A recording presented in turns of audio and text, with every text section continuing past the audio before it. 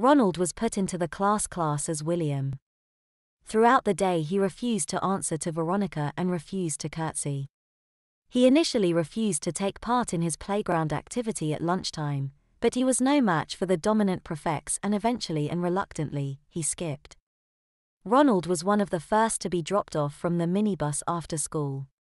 "I can't believe he's been sent to St. Flicks," William gasped as the minibus departed. By the look on his face, he can't believe it either. Andrew replied. Some of the other boys asked who he was and both William and Andrew described his various misdemeanors at Cromwell Road: fighting, bullying, misconduct, vandalism, etc. "He sounds as bad as you were, Emily," Jonathan said. "Well, you were hardly a goody two-shoes before you came, Jennifer," Lee retorted. "Stop bickering, boys," the driver said. "I'm sure Veronica will learn the error of his ways, just as you did." Andrew wasted no time telling his mother that none other than Ronald Hunter had been sent to St. Felicity's today. "That brute," his mother said. "It was only a matter of time, I guess," she added, before asking if he'd settled in. "I dunno," Andrew replied. "He's in Wendy's class." "I mean, William's." "I know who Wendy is, dear," his mother replied, before readying his bunches so they were taut and even. "Don't forget you've got to practice your ballet after your homework tonight," she reminded him. "I know," Andrew moaned. "Your tights and leotard are on your radiator. They should be dry." "Do I really have to wear those?" Andrew whined. His mother raised an eyebrow. Andrew knew the answer. Over at William's house, he's telling his mother about the new boy at school. "Oh dear," his mother said. "I'm sure he'll settle in, just as you have," she said. William wasn't so sure that Ronald would settle in. He flat refused to take part in the playground activities, and refused to curtsy in class.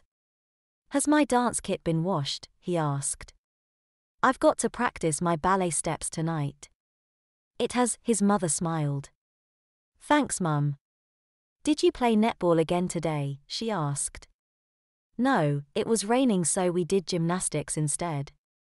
"I was going to say it's been drizzly all day," his mother replied, before asking if he enjoyed it. William described the floor exercises as boring, but like the vaulting horse and the balance beam was really hard. The next morning there was no sign of Ronald on the minibus.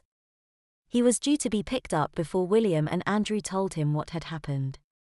His dad said he went out last night and didn't come home. The police have been informed and they're supposed to be looking for him. "I suppose the prefects will join in the search too," William replied. And he was absolutely right. As they exited the minibus and entered the school, a group of prefects were on their way out, thoroughly looking forward to going on another boy hunt, as they called it. They stopped Wendy and Alice, knowing they went to the same school, and questioned them as to where Veronica might have absconded to, but neither knew since they weren't friends with him. They did list a number of potential hangouts though, including the old pavilion where they'd found Wendy hiding. "I wish they'd never sent Ronnie here," William said once the prefects had gone. "When he gets back to Cromwell Road, everyone will know we were here too. It's not something I'd boast about," Andrew replied. "When I get back I'm saying nothing to no one."